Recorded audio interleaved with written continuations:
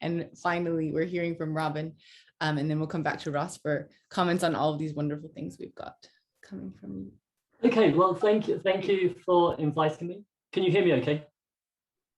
Great, so it's a real pleasure to comment on Ross's book. Like Dan and Emily, I wholeheartedly recommend it to anyone who hasn't had the chance to read it yet. In fact, the first thing I want to say is something that they've already said, which is not only is it from a scholarly level a deeply impressive book, but it's also a very enjoyable and a very engaging read. And I want to dwell on that point a little bit, because that's actually a really tricky balancing act to pull off, right? To actually make something that people want to read and not to lose anything on the scholarly side. And I think Ross does a wonderful job there. Now, we might just think that that's because it's a book about ridicule and we'll expect it to have a few light-hearted moments, and it does. But I think there's more to it than that. And one of the things, as I was reflecting on it, that's really struck me the more I think about it, is the scope of the book. I think this is one of the reasons why it works so well, because in one sense, it's a very wide-ranging book, right? It covers debates about human sociability, philosophical skepticism, the slave trade, the oppression of women. So it's touching on some really wide-ranging debates. And it doesn't cover any of these debates in their entirety, of course, but it often sheds a new light on them by foregrounding these questions of ridicule. So it's a really interesting approach by kind of taking this idea of ridicule and seeing where it can go in all sorts of different directions. But in another sense, the scope of the book is quite narrow, right? It's focused on 18th century British thinkers. And one reason why I note this is because it's quite common for books in the history of political thought, especially those with a political theory slant, to take a theme or a topic and then explore it through several thinkers, often canonical thinkers, over a much longer period of time. And that can work very well, but that's not what Ross does. And I think the reason why Uncivil Mirth works especially well is because there clearly is a sense that lots of these thinkers were genuinely partaking in a conversation that really starts with Shaftesbury, even if it sometimes harks back to Hobbes. So at times the discussion moves away from its origins in Shaftesbury a little bit. So the Scottish abolitionists that we encounter in chapter 5, they really take their cue from Montesquieu more than Shaftesbury. But on the whole, we get the sense that Ross is really reconstructing conversations and debates that actually took place, rather than constructing them afresh for the first time. And this means that the different protagonists don't have to be forced into dialogue too much, right? There's a sense, there's a kind of naturalness. I mean, I make it sound like it's easy in that sense, but part of Ross's success in the book is to kind of reconstruct that naturalness, to reconstruct the fact that these people really are talking to each other. And that doesn't involve just sort of pitting different positions in opposition to one another. You can actually see how they're responding to each other in very different ways. And I think this is one of the reasons why Uncivil Mirth makes for a really good read. It's a little bit like you're reading a kind of conversation between different protagonists in the 18th century. And that does make for an exceptional read. Okay, if I fear after Dan and Emily's comments, I fear that I'm not going to be kind enough now, but I kind of felt like if I spent all my allotted time praising Uncivil Mirth, that may well be a fair reflection of the book's merits, but it might not make for the most interesting discussion. So in what follows, I will offer some more kind of critical reflections and questions, which hopefully we'll get some discussion going too. So the first issue I would like to raise concerns how ridicule relates to other forms of humorous devices that are used in the 18th century, but with which we're also familiar today. And really to ask the question, where, if at all, should we draw the boundaries between them? One other form that's close to my mind at the moment is satire, because as a couple of people here know, I'm working on Bernard Mandeville, and Mandeville uses satire a lot, but there are also lots of debates in Mandeville scholarship about the place of satire in his thought. And Ross does discuss Mandeville. He's got a very perceptive discussion of Mandeville as a critic of Shaftesbury.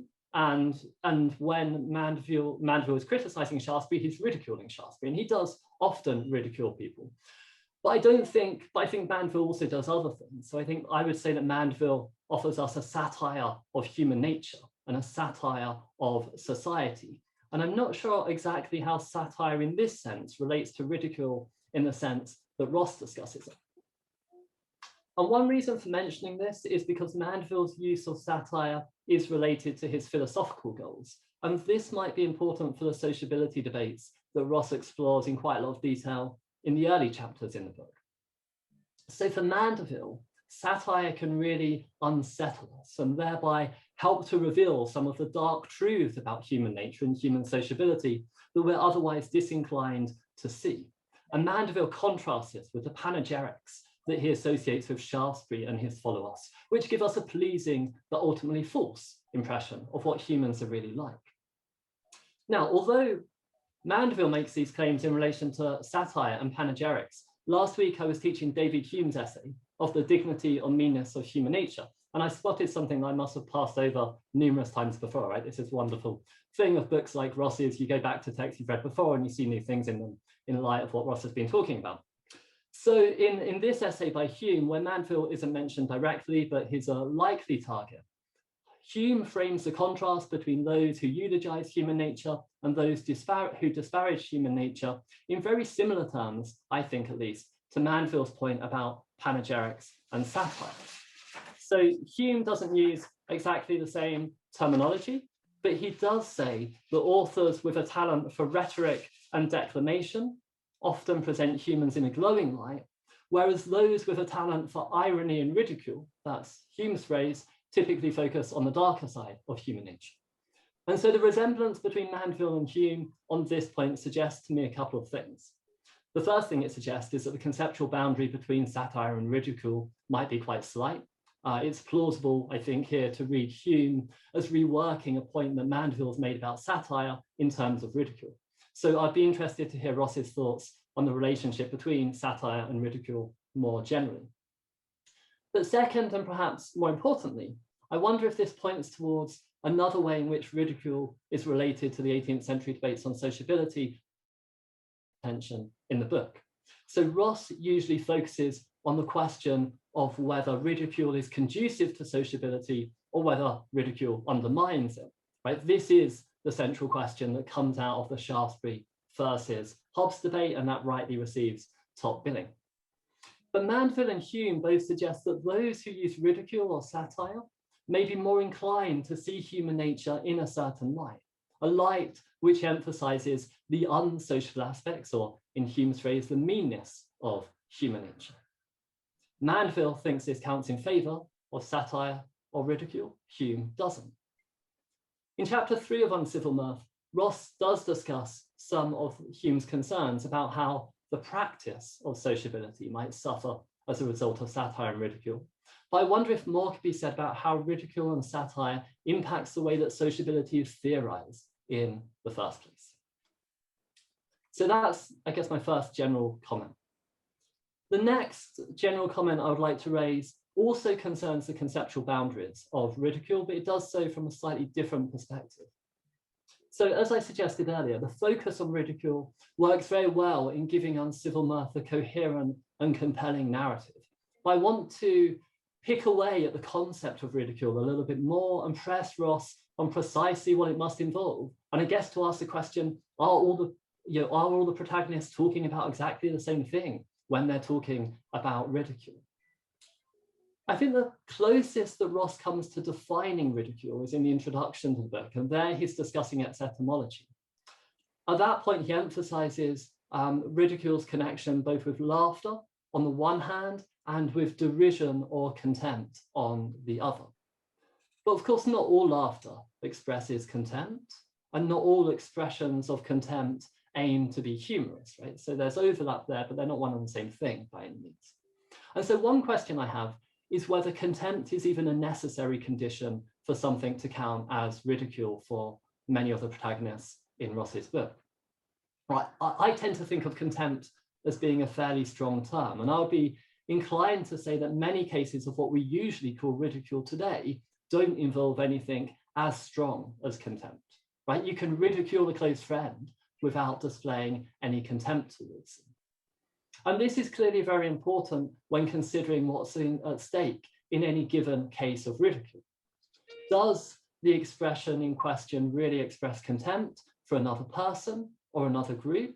Well, if it does, then these worries about humiliation and superiority that Ross teases out really effectively might become pertinent. But it also seems to me like they're likely to be the extreme cases. So perhaps we should think in terms of something like a scale of ridicule, with good-humoured banter at one end of the scale and contemptuous or humiliating derision at the other end of the scale.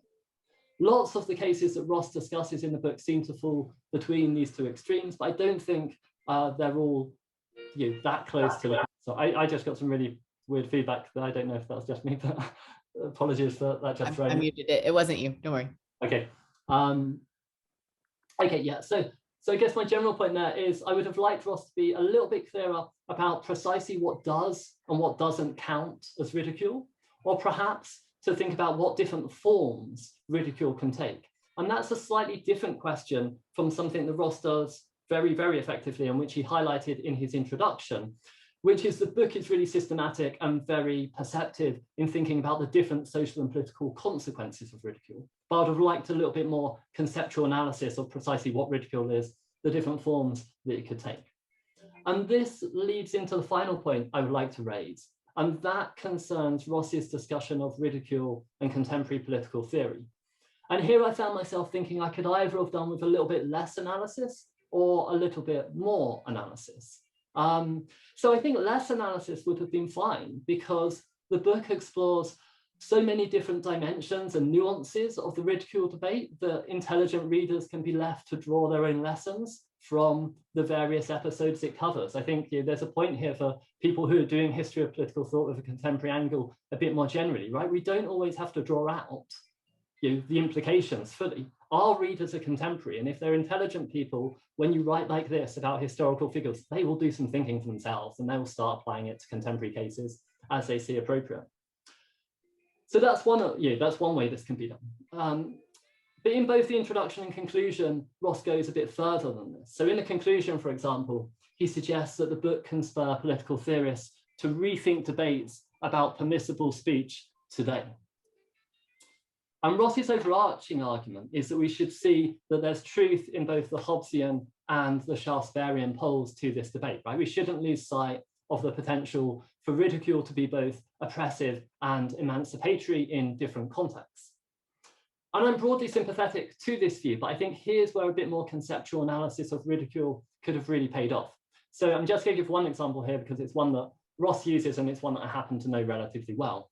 So Ross mentions Jeremy Waldron as someone who appreciates the way in which contemptuous speech can oppress people by undermining their equal dignity and social standing. And that is, of course, Waldron's view of the harm of hate speech. But Waldron's conception of hate speech doesn't extend to cases of offence, right? The distinction between hate speech and offence is absolutely central to his argument. And I wonder whether the emancipatory dimension of ridicule would more likely fall under offensive speech rather than hate speech. So I was wondering here whether or not Waldron's distinction between something like hate speech and offence can accommodate the oppressive and the emancipatory dimensions of ridicule, perhaps whether it can be mapped onto them. Now, I'm not sure whether it can, I'm not sure, perhaps it can't, but it seems to me that here Ross's discussion of how his study of ridicule can inform contemporary debates would have been a little stronger if there had been more analysis of the conceptual relationship between ridicule, contempt, and ideas such as hate speech and offence, which are common currency of free speech debates today. Okay, so that's where I'll finish off. So to briefly summarize, wonderful book, 3 things that I want to kind of press Ross on a little bit. One is the relationship between ridicule and satire and its implications, especially for questions of sociability. Second is how central is contempt to making sense of ridicule? Is ridicule only ridicule if there's contempt involved? And third, and relatedly, how does this relate to concepts like offence and hate speech that we commonly encounter in debates about free speech today? Thank you. Thanks, Robin. Those were characteristically brilliant and concise comments.